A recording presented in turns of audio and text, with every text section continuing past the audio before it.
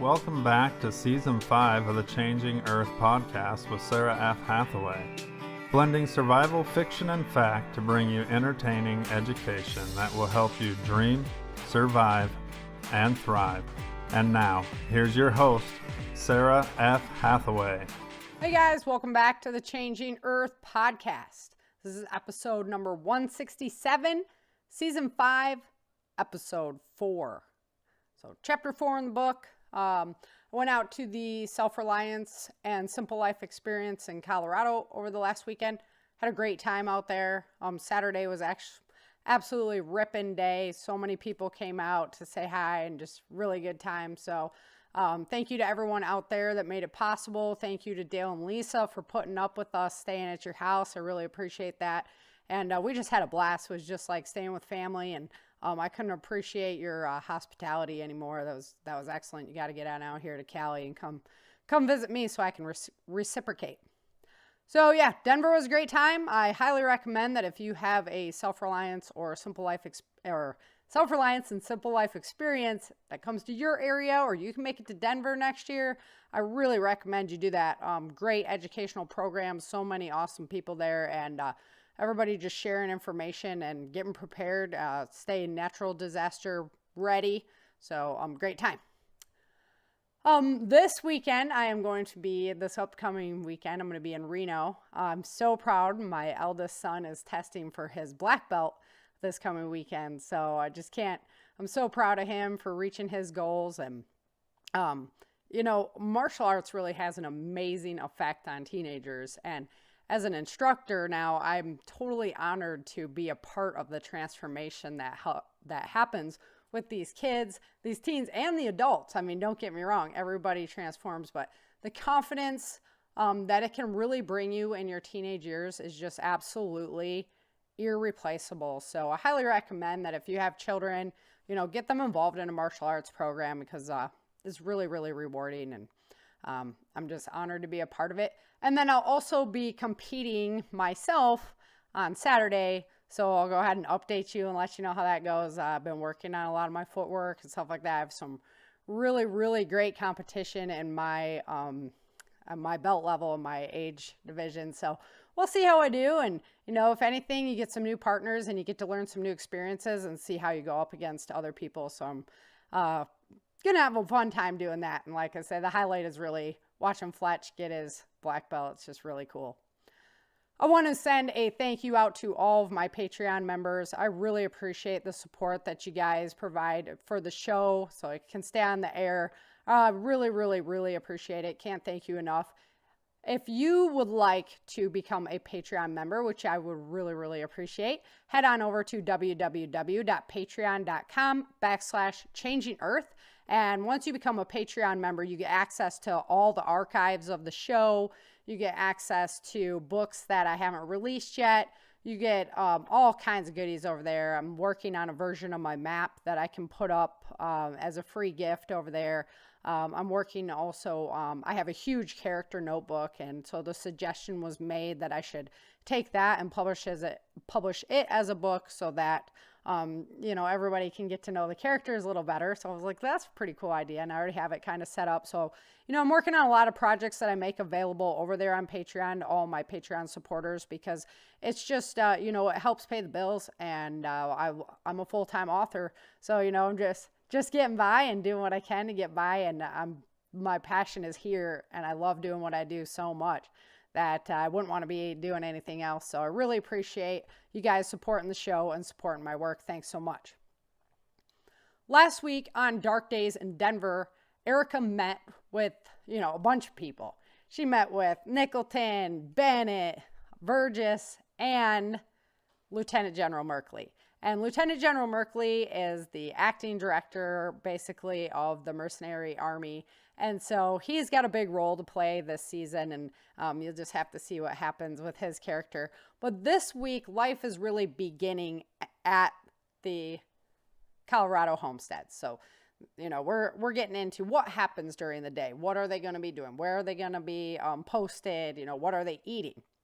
One of the things that they are eating is a traveling cake. And I talk a lot about traveling cakes, specifically about pemmican bars. And I've never done a show before on what a pemmican bar is and how you can prepare that. And actually on Facebook, asking, who's had pemmican before and stuff like that. A lot of people are like, what is pemmican? No idea. So I really wanted to do a show today on what pemmican is, how you can prepare that. And honestly, we all have homework to do to just go out and experiment with it, including myself. And so that's something that I'll probably do an accompanying YouTube video and put that up in my educational videos on how to do pemmican bars. So that we can look forward to that coming out. But without any further ado, let's go ahead and get into Chapter 4 of Dark Days in Denver. Chapter 4. Erica awoke to a dark gray world. The sky was clouded over, and no early morning rays were greeting anyone today. She cursed the early morning wake-up as she rolled over and pulled the covers back up just for a second. Then she reminded herself that Nicholton would be expecting her, so she rose from the cot. Her brown hair was in a frenzy from a restful night. "Good morning, Danny. Where is everyone?" Erica wondered while she was quickly throwing on her uniform. Dad went to talk with Grandpa before he left for the medical facility. They tried to talk quietly, but I heard them arguing. Grandpa left to the med center. Dad said he needed to take a walk to think. Grandma is over in her tent and still getting ready to go over to the school. Star went to the kitchen to help with breakfast. Dexter and Johnny have guard duty in the tower. Megan left to go help with checking in new refugees. "I'm just waiting on you," Daniel explained. "Today I'm starting training with a group of boys at the camp. It was either that or school. I'd rather learn to fight better." Nancy looked at Erica with accusing eyes. In her opinion, Daniel should have chosen school over fighting, but Nancy also understood why, so she didn't say anything. "I'm going to stay here and take care of the laundry." "Sounds good. I love you, Mom," Erica told her. Erica walked quietly with Daniel to the base. Bennett was waiting for them at the gate when they approached. "Morning, Cupcake," he greeted her. "Good morning, First Sergeant," Erica returned the gesture. "You look chipper for a man who spent the night in a cell." "It's Sergeant Bennett again," he commented, pointing at his stripes. "It's okay, though. I get to do what I love, train. You're with me, Daniel," he told the boy. Erica smiled deeply. "What?" Bennett wondered. "Lieutenant General Merkley made me an official staff sergeant. That means you have to follow my orders," Erica announced, beaming with pride. Bennett smiled wryly at her. "Great. Just great," he commented. "In that case, with your permission, I'll take Cadet Case with me, ma'am," he requested. "That's fine. You two are dismissed," she said officially with a big smile. "Meet you at the weight room later?" "You got it, ma'am," Bennett replied, taking Daniel with him. Erica met up with Nicholton and started morning calisthenics with the new crew. She couldn't shake the feeling that she recognized one of her fellow team members. When she got her first break, Erica approached the woman. She was standing by herself, looking out at the horizon. "Victoria?" Erica asked. "Victoria Gleason?" The woman looked at her curiously. She read Erica's name tag without recognition, but then something in her mind sparked. "Erica?" she wondered. "Shh.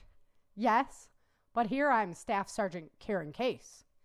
"I knew it was you," Erica commented. "Did you continue training after you were adopted?" "I did, in secret. I never should have left," she said blankly. Erica sensed her life had not been an easy one since she left the Las Vegas refugee camp. "You were one of my very first students," Erica commented, trying to focus on positive memories. "What you taught me is all that kept me alive," Victoria admitted. "As soon as I got the chance to join the Mercs, I didn't hesitate. We're going to take those federal bastards out," she hissed spitefully. "What are you doing here?" "They flew me here after we liberated the Las Vegas camp," Erica explained. "You were there?" Victoria wondered. "Yup. We got Greg's family out too," Erica informed her. "Where is he?" she asked. "Still in Nevada. The trucks are going to get them," Erica explained. Nicholton called them back and their exercises began again. After they were done, Erica went to check on Daniel, but the boys had been let out much earlier. She decided to go see if Vince and her mom had eaten lunch yet. She found the tents void of everyone except Vince.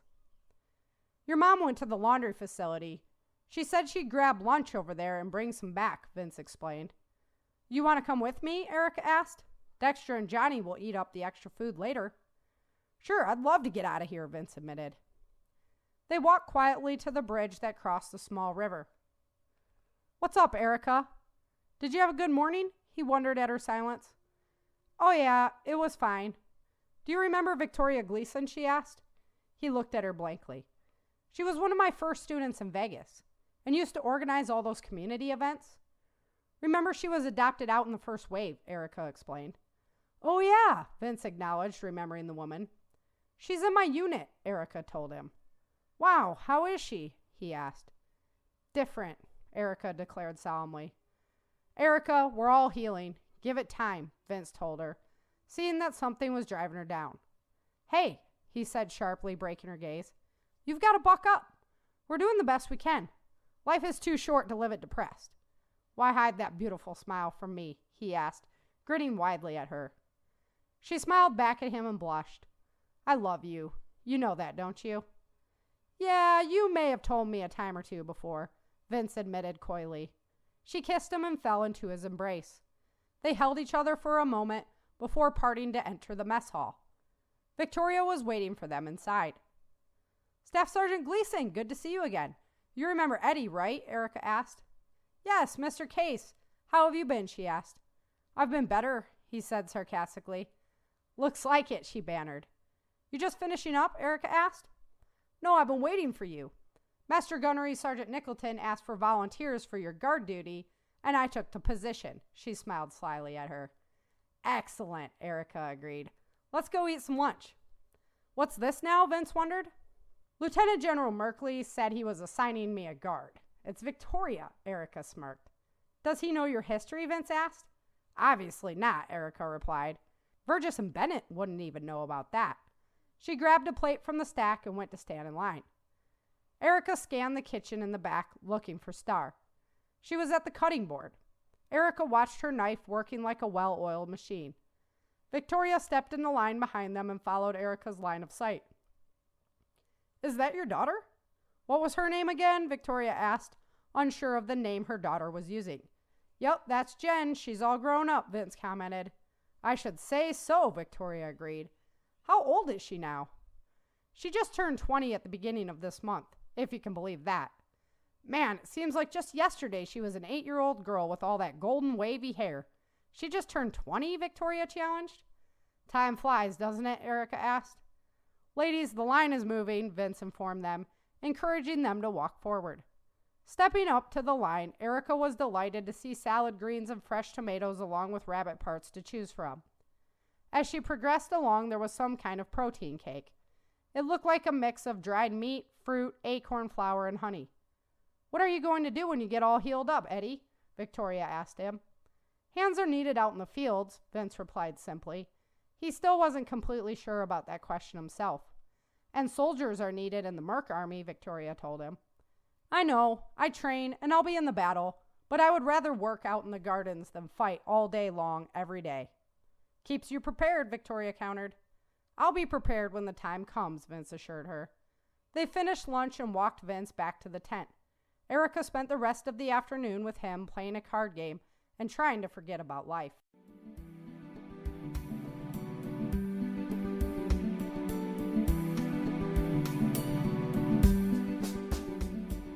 After reuniting with an old friend, Erica enjoys a meal with Vince and just some time to hang out and just kind of return to some kind of normalcy after the mix-up that they just went through in Battle for the South. So as they go through the food line, one of the foods that they have access to is a traveling cake. And so a traveling cake is something that I bring up a lot in my books, specifically pemmican bars. Pemmican bars are super food, easy to carry if you need to bug out. So that's why I think it's a really important item for us to talk about today. And I have Kevin Ryder on the show to do just that. He has a personal experience with pemmican, and we, like I said in the intro, we all have some homework to do because his experience wasn't wasn't the best, so I'll let him explain that to you. But Kevin Ryder is a wilderness survival instructor. He's had an avid interest in the outdoors since his father took him fishing at the age of 3 and has continued to pursue many outdoor activities for over 45 years, such as hiking, camping, fishing, trapping, and hunting. While serving as a reconnaissance specialist in the U.S. military, he started his diving career and holds the certifications of Dive Master and Master Scuba Diver with over 15 specialties. For most of his life, he has not only been continually learning, but has used that knowledge about nature and the outdoors to teach others.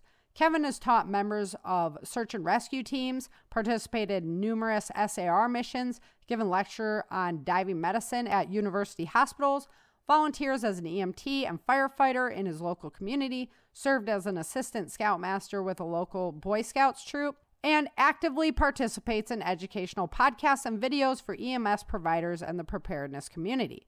In 2010, Kevin was certified by the National Board of Diving and Hyperbaric Medical Technology as a diver medical technician, DMT.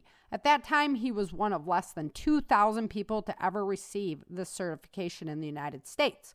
If you would like to find out more about Kevin, head on over to www.wildsafety.com. That's www.wildsafety.com. Let's go ahead and welcome Kevin to the show. Today, I am back with Kevin Ryder, and we're doing a fun interview today. We are talking about pemmican bars. And, in my story this week, our characters are just kind of getting used to the camp setup, and eating a travel cake or a pemmican bar is one of the options they have for their meals. And honestly, I was surprised talking on Facebook how many people didn't know what pemmican was. So, Kevin, welcome to the show. Why don't you go ahead and introduce yourself, and then we'll jump right in on how to make this food, because it's a great little bug-out food. Thanks, Sarah. Glad to be back. Thank you for having me back. And I first heard about pemmican probably 20-something years ago. I didn't have the best experience with it, but I know that was something that we definitely got wrong with it. But it shouldn't hold anybody back from trying it at least once. Yeah. Just, it's fun to do different experiments. We harvest a lot of acorns out here right about now. And so we made acorn granola bars and things like that. And so I like experimenting with things like this. And this is an easy recipe if the listeners out there want to try it. Yeah, if 2 guys in a military room could do it on the weekend, pretty much anybody can, but hopefully you'll do it right. Yeah, right. So let's talk a little bit about what pemmican actually is and kind of where it comes from. Well, from what I remember, pemmican came from the early, I don't want to say Native Americans, but it was, I think, around in the 17 to 1800s was when it really was flourishing. And it was basically not the best tasting thing in the world, but it does provide you protein and stuff to keep going if you're on a long trail ride. Easily carried, it doesn't really spoil, really light, and it's really hard, kind of like hardtack, but not exactly. Yep. And in fact, I was just reading up about it yesterday. There was a group that descended from, I believe it was the Dutch or the French, from Native American mothers. So the French came to the country, found Native American wives, and those offspring kind of formed their own group, as you would call it. And that was their claim to fame, as they are the ones who made pemmican really famous. That's what they did. That's all they did, is they produced pemmican and sold it from I don't know the exact dates, but from the 1700s until I think even the early 1900s, like the 1910s or so. Right, yeah, because it's just one of those foods, it'll last a long time. Right. It's like the nibble food, from what I've heard. I've tried some that my friend made, and it's just chewy. It's a long time chewy, and so But it's one of those things like, well, if you're out, bug out situation and you need a good food that's going to last you a long time, this is where it's at. So Plus, you can make it yourself. exactly. So let's talk about that. The type of meat that you would use for a pemmican, what kind of meat, do we want to use? Dried meat. Yes. There's really nothing specified. I know in its heyday, it was typically dried bison meat. Mm-hmm. But from everything I've read, you can use, any kind of dried meat, deer, bison, beef. Yeah, I would think the gamier meats might actually be better because there's so much less fat on them. Whereas hmm like a bear meat, is really, really greasy and stuff. So that's you probably don't want something like that. You probably want something that's a leaner meat. Right. And then, so I read that you do not use the dehydrator, right? So how are we preparing the meat?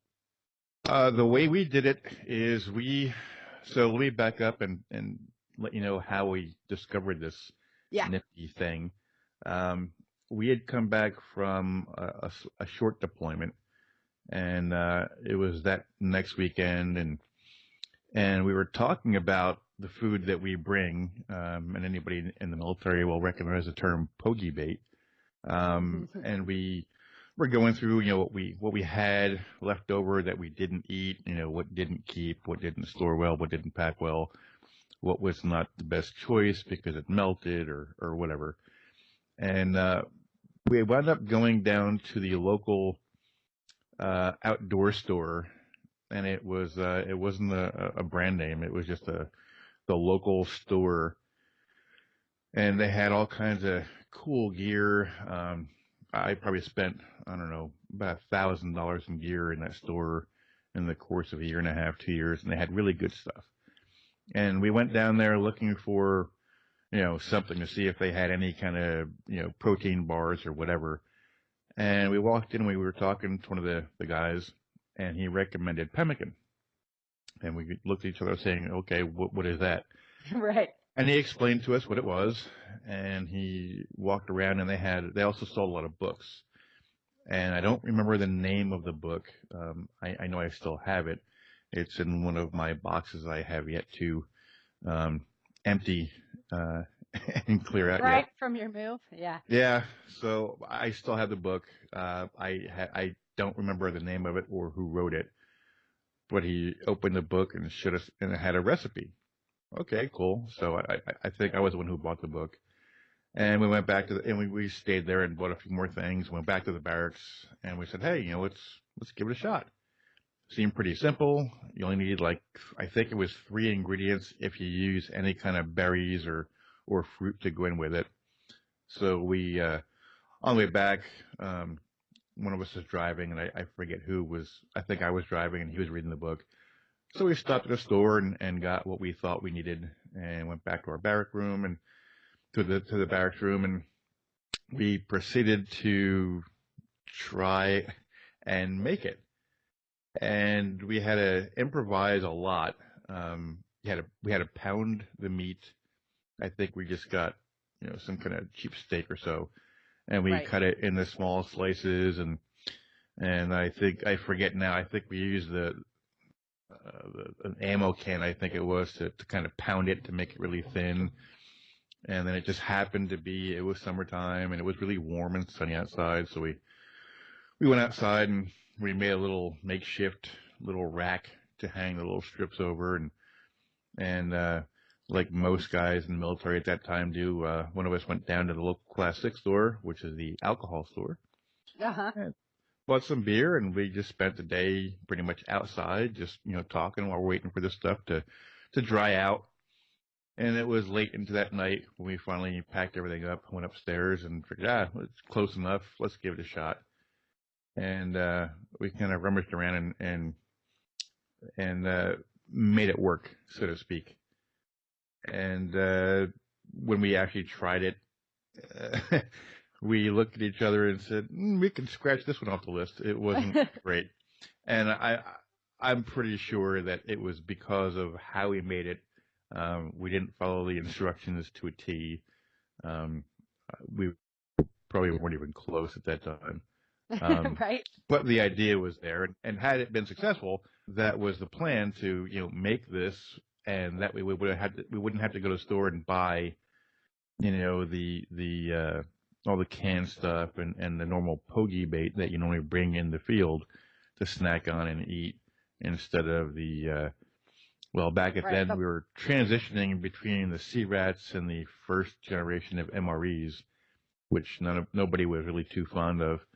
And we figured, this will be a good substitute. And no joy with that. Not so much. Nah, Right. no joy.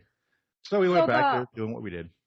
So the meat, well, you guys sliced it thin, because that's key, really thin. Take all the fat off of it, right? You cut all the fat off. Yeah, we sliced it really thin, and then I know we used one of our ammo cans that we had because you had to pound it to make it really thin. Right, because the thinner the better. It's just going to dry faster. Yeah, and I think that was the beginning, or that was one of the early problems, is we probably didn't cut it thin enough. Neither one of us was experienced cooks by any stretch. I made coffee and made soup by boiling water, and made hot chocolate and stuff in the field, but neither one of us really cooked until later on in life. So we probably didn't cut it thin enough, for one. We probably didn't pound it enough. We probably didn't let it dry well enough, or as much as we should have. Yeah, because they say to dry it until it's cracking, like that it just crackles apart, basically. Yeah, and this was, I think, by the end of that day, it was hard, but it wasn't. Right. It wasn't nearly what it should have been. Yeah. It was kind of like really stiff bacon, but it wasn't anywhere near what it was supposed to be. Well, and that's one of the problems I have with the outdoor, for me in California, that's great. We got sunshine all the time, and you put out thin strips of meat outside, as long as you keep the bugs off of them, they're gonna dry pretty quick. But if you're in the Midwest in a moist area, that could be really, really difficult, And that's, we were in Kansas, so. Yep. Yeah. So you're dealing with a lot more humidity there than a dry desert type environment. Yeah, and it had rained for a couple days prior, so the humidity was really jacked up. It was hot and humid, and we didn't, at the time, we had no idea how important that was, and we didn't know any better. We were just trying something out to see how it worked. And right. So, and did you guys salt the meat too? Because they say the more salt that you use, the longer it'll preserve it, obviously. But you're going to be eating a lot of salt then at that point. You need water as well. So yeah, so we added salt, and I think we added a few more spices to it, which again, the recipe didn't call for that, but we did it anyway just to see. Okay, let's see how it works, rather than the way you normally test a recipe. You got to go by the recipe first. Yeah, follow the recipe, right? and then experiment. And again, you're talking to young guys who are we living know alone, better than not married, living in the barracks. Give it a shot. What the heck? Yeah. And, Yeah, and then the more extras that you add to the recipe, that can affect the shelf life of it and stuff too. So exactly. Yeah. Okay, so the meat, we got to take all the fat off, super thin. They say don't use a dehydrator just because I don't think it dries the meat enough to the point where it's crackly and stuff like that. It would make beef jerky. And then you're basically making a beef jerky bar instead of an actual pemmican bar. I think that would be the reasoning behind it. That's my I think so. I haven't read into it. And in fact, after you and I talked about this, I was thinking about I should really go back and try again and do it the right way and see how it worked out. Yeah, I'm super curious myself. The only meat I have in the freezer right now is full of fat though. And I typically buy the 80-20 meat. So, but I don't have anything. I have some hamburger meat and stuff. Yeah, and I don't know that hamburger would work very well. I think it needs to be an actual steak cut. Yeah. I got a whole half a cow coming in middle of October, so I'll definitely have some. Right? Yeah, I can take some of the stew meat and try that out. And I've heard even a shank steak. Cheaper cuts will work out great. Yeah, because they're all tough cuts anyway, so you might as well make them in a pemmican. Yep. So yeah, that was why cause I know when we eat elk, when we eat venison, stuff like that, I mean, there's so much less fat on there. You actually have to add like pork fat to it to make good hamburger and stuff like that. So Right. that's why I was like, you know what, an elk or, that gamier type meat might actually be a better application for a pemmican bar, but I got the most beef, so I'm going to give that a whirl. And I'd still like to, if I can find some bison meat that's not, burger meat. Right. I know that was what they primarily used, at least what this one group primarily used. I was reading, they would get about 250 pounds of solid meat. And then once they were done with the process, it had 50 pounds of meat to make into pemmican. Yeah.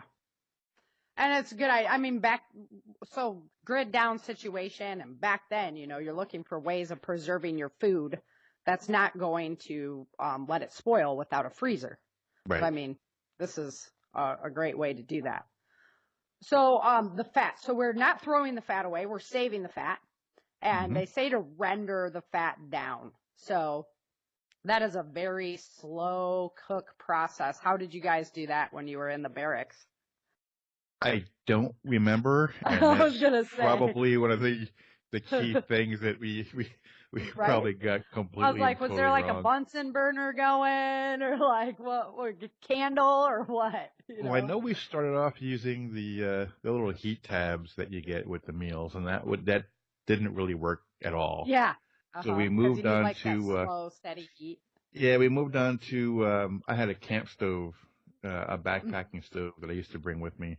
It was really small and really light, and it was great for heating water to make coffee or soup or hot chocolate.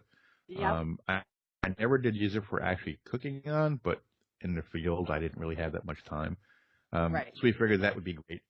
And I remember I had 3 cans of fuel, and I went through when the last can ended. We said, "Okay, that's it. Close enough." Yeah. So that would be a downside of the pemmican is you need the fuel to render that fat. Because Well, if you have a fire, if you have a good wood fire, you can keep coals. feeding. That should be more than sufficient. Yeah, exactly. Yeah. To just keep it on that slow heat. And so for the listeners out there that don't know what rendering fat is, it's basically just taking all of that fat product that you cut off, putting it into a saucepan, and then just running it on a really slow heat so that it turns into a viscous liquid. And then you would strain off all those bits and pieces off that fat, so you're just left with, I don't know, I always save like my bacon grease and stuff like that, because we use the heck out of it. So I wonder if that would work, because that probably would taste better.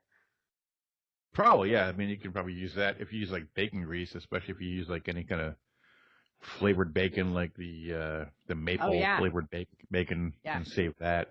I know that's what I typically have. I don't eat a whole lot of it anymore, so I don't have near enough bacon grease as I would like to have, but I'll let you do this experiment and let me know how it turns out. And I don't know. Then I'll have you send me the recipe and I'll do it the right way. Right? I don't know if it would be like too fatty. I wonder if there's such a thing as like too fatty for it. I'm really going to have to get out and experiment. I'll do like a YouTube video update to the pemmican episode because, I'm really curious. But, and then they say it's like 2 parts of your beef to 1 part of fat. And there's different recipes out there. And they're like, add more fat if it's not viscous enough, if it doesn't congeal together. So I'm like, okay. So that's even in recipes, that's something that they're like, you got to just kind of go with what feels right for your meat. So that was interesting. Right. Plus, if you're going to add any fruits to give it more flavor, you got to account in for that too. Right. And so if you're adding fruit, it should be like dehydrated or like dried, super dried fruit, because the more moisture you add to it, you're going to decrease the shelf life. Yeah, and don't add canned fruit. Right. Yeah. Exactly. Just don't do that. You're going to add too much juice to it. Yeah. Yeah. You want to avoid moisture. Yeah. It'll come out pretty bad. Yeah. Is that what you guys did? Yeah. Oh, man. Well, we had one small can of, it was either pears or peaches. I think it was peaches. Oh, nasty. And then And I mean, we drained all the juice out of it, and then we kind of, put a whole bunch of towels and kind of pressed it. Uh-huh. Um, yeah, not the best thing to do. It was Yeah, kind I'm of thinking messy. like cranberries, would be a much better fit. Like the dried cranberries. Yeah, Well, they'd dried be kind of fruit. bitter. Yeah, dried fruit is a lot better. Raisins, we have a lot of wild grapes around here, so that might not be a bad thing. You could dry those out in the sun as well. So that'd be a 2-for-1. You can make raisins, or you can make raisins from the grapes as one thing, and then take some of those raisins and make some more pemmican. That's right. Yep. And then you're just, You get a harvesting twofer. your area. Exactly. Exactly. So, yep. So we went through the fat. The other thing that I read was you can add like honey to it or syrup, but again, you're gonna reduce the shelf life. And I heard about pemmican lasting like as long as 50 years if stored properly, and I was like, oh no, if I want to eat 50-year-old pemmican. Well, if you stored it right, and if you Yeah. made it correctly to begin with, and then you store it right, and it's supposed to be in you definitely want it in a dry area. Yes. And I believe if it gets cold, it has no effect, but you don't want it to get too warm. Hmm. I think that's what I remember about it. Yeah, that's what I picked up too. So maybe like oxygen, they say, airtight container. So maybe if you put some of those oxygen removers in there hmm with it, that would give you the shelf life that you're looking for. Or just And I put it in a know, Ziploc bag, squeeze all the air yep, out. yep. I watched a cool video on that. Just using water, you can dip your bag down in water and it'll push the air out and help give you a better hmm Yep. seal on that. Yeah. So I'm like, sometimes, so we tried to preserve the beet tops, because we love beet tops, right? We love the beets, but we also love beet tops. And we tried to do that with one of those vacuum sealers, hmm but they're so juicy that it just pulls all that juice, right? Yeah, and it doesn't get a good seal, and didn't work. But yeah, so I get kind of frustrated with the vacuum sealers sometimes. So I was like, there's got to be a better way. So that's a good way to do it.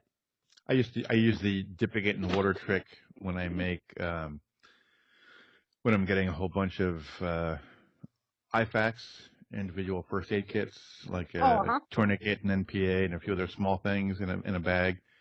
And I only use Ziploc bags. I don't go really fancy with the with the actual machines, with the special bags, Right. like you were just talking about. But take all the air out to vacuum seal them as much as possible. Get a big old jug and water and hold the bag in, and while it's still underwater, not almost completely underwater, get all the air out and then close it, and it worked pretty good. Yeah, I like it too. I buy a lot of my meat in bulk, and then I'll spend like hours at home butchering, hmm but it saves you so much money that way. Oh yeah. So, and to get the good seal on it is really important. hmm So pemmican's going to be the same way. You got to get it nice and sealed up. So minimize that oxygen. Well, I know if you don't seal it and you just leave it, I mean, it'll be good, Yep. 20 or 30 years if you just leave it out on the counter. Yeah, as long as it's not like sitting in the sunshine or. Right. Yeah. Yep. Cool area. hmm And not Yeah, very that's humid. why it's a great food. Like, great food. So, I see like if we did have a collapse situation, everybody's like, "Oh, run for the hills and kill the deer," right? Well, if you take out 2 deer, can you eat all that meat all at once? Well, No, and most people don't even, I know we're getting sidetracked here, but most people don't really know how to process game when they kill it. right? And they don't know the important things like don't puncture the bladder, how to hang it, how to dry it, how to store it. So, yeah, I don't think that's anybody who's never done it before. They're in for a very rude awakening. Yeah, when they try to, hmm we'll just cut the skin off a leg and start, having the meat out and everything. Oh no. So, yeah, it'll be interesting. So if you had to bug out and you had pemmican to take with you, what would you want to go with the ball idea? They talk about, you can form it into a ball, you can form it into a bar. What do you think would be like best kind of I think I traveling? would I think I would do it multiple ways depending on where I was going to store it. Yeah. What bag it was going to be in, or what, my backpack or a bag or a pocket or in my vehicle, or wherever I had room to put it, I would probably use multiple different shapes just to get the most value out of any available space that I had available. Yeah, that's why I was kind of leaning I thought the ball would be cool, like for eating wise, but the bar might be easier. You could do a whole flat of them in a Ziploc bag and put that in your go bag. As long as you're storing your go bag in a cool, dark place, you can leave that right in there. And Well, the ball, I think, might be a little bit more difficult, depending on how hard it is. Because right, from what I was reading, pemmican is known to be, it's like hardtack. It's hard. right. It's like a Yeah, it's hard really bar. difficult to bite. Yeah, so if you have it in a big ball, you might have to take an ammo can and smash it, No, fair or enough. something to get it in pieces where you can actually fit in your mouth. And it's not something that you're gonna just chew up like a cookie and swallow. It'll take a while. Yeah, you're going to work on it for a while. Yeah. That's one of the best things about it, because you're chewing, still chewing an hour later kind of thing. Mm-hmm. But yeah, I thought I agree with that. I think the bar would just be much easier. The other concern that I have about just storing it in my go bag long term like that is rodents. I wouldn't want any mice. Well, that's why something like that, I would definitely keep it in a Ziploc. Yeah. Actually, I'd probably double Ziploc it just to make sure that no scent escaped. And because the scent is what attracts the creatures. They can smell things that we can't. But if you have double Ziploc, and an old trick that I learned somewhere, and I forget now where, but if you put the item in a Ziploc and then put that bag in another bag along with coffee grounds. To cover the scent. Mm-hmm. Yeah. I know that works. That used to be a trick of back in the 80s and 90s of the cocaine cowboys. Oh, they used to fair bury enough. it in coffee grinds to throw off the canines so they wouldn't, the drug dogs, so they wouldn't smell it. Yeah, but I don't you know can if that would work definitely for apply mice. it here. Yeah, I don't know if that would work for mice. I don't know if mice like coffee grounds. The coffee? They're like, yeah, we need our morning coffee too. Yeah, I don't know. I'd never read up on that. Interesting. Yeah, because I'm always on the lookout for things that I can just keep like indefinitely in my go bag and know that like I have the food supply there. And I like to lean towards natural, items, more so than like a processed bar that I purchase or, if you know how to make pemmican, well then now you've got your own protein bars you can make all the time. Right. So, and instead of having to go and buy them, and sometimes those ones get melty, the protein bars and that, even if there's not like chocolate in there, they get like melty and just nasty anyway. So yeah, that's why we never really brought the protein bars, because we were usually out in the heat, and and they were just the ones we had back then. They were just nasty, and I didn't like them normally. Sure wouldn't eat them out in the field unless it was the only thing that was around. But that's why we had poke bait. Yep, that or like dog food, right? I've actually eaten dog food just because. Yeah, I'll try it. I had a dog, and whatever, it's available. The biscuits were actually not that bad. Right, that's what I've heard, but I haven't. I kind of like, everyone's like, bring a can of dog food. One of my friends, he's like, bring a can of dog food with you whenever you go hiking, and that like if you get stranded, that's the last thing you're gonna eat. But at least you have something, right? Because you're not going to just eat that up just because, I'm hungry, I'm going to have something to eat, right? Well, my thing is, if you're going to bring something, why would you bring dog food? I mean, if you have a dog with you, fine. But if I'm going to bring something, I'm going to bring something I like to eat. Well, that's his point. He's like, nasty. If you have something that you don't want to eat, you're going to save that like for the till you absolutely need the nutrition, right? You're not just going to eat it because you don't like it, right? Well, I'm like, all right, I could buy that, I guess, for $1, maybe. Yeah, Okay. I think that might be a different episode. We can Right? Yeah, discuss those kind of things. absolutely. So yeah, that's all I got for today. I just wanted to go through like how do we make this product. It sounds like we got some homework to do, and I hope all the listeners out there go and experiment with it as well, because great product to have. Your go bag lasts a really long time, and it gives you a lot of protein and a lot of fat that you would need if you were on the move in a situation like this. And not only that, just something to have at home where, we talk all the time about, personal disasters. Well, what happens if, you lose your job or something hits and you run out of quote unquote normal food that you stocked up. If you have a couple pounds of pemmican, they'll last you for a little while. Fair enough. And you got to do what you got to do sometimes. Exactly. That's just how you get by. Yep. So, well, Kevin, why don't you go ahead and remind the listeners where they can find you and all your website and stuff, because I know you got some cool classes coming up and things like that. So go ahead and let them know where they can find you and follow you and do all that fun stuff. Well, my website is the Wilderness Safety Institute at wildsafety.com, and links to all of my social media are on the website. And I've got a couple classes coming up for wilderness first aid, and I'm working on an online class that I'm hoping it'll be ready around January. So after the Christmas holidays, when everyone's kind of recovered from that, Right. I'm hoping to release that. So if you're on my website, if you want to be notified when that's going to be available, make sure you get signed up on the mailing list, because mailing list members, as well as your podcast listeners, will get a special discount code. Sweet. We love discount codes for sure. I love them too. Right? All right, Kevin. Well, thanks so much for coming on the show today. I really appreciate your time. Thank you for having me, Sarah. I appreciate it. All right, Kevin, thanks so much for coming on the show and sharing your story about pemmican. Hopefully we'll have lots more stories to share about pemmican as we start experimenting with it. So like I said, I think I'm going to throw together a YouTube video so that we can have a real life referral there, and then I'll let you know how that tastes and everything. I got to wait till I get that my meat in about mid-October. So thanks, Kevin, so much for coming on the show.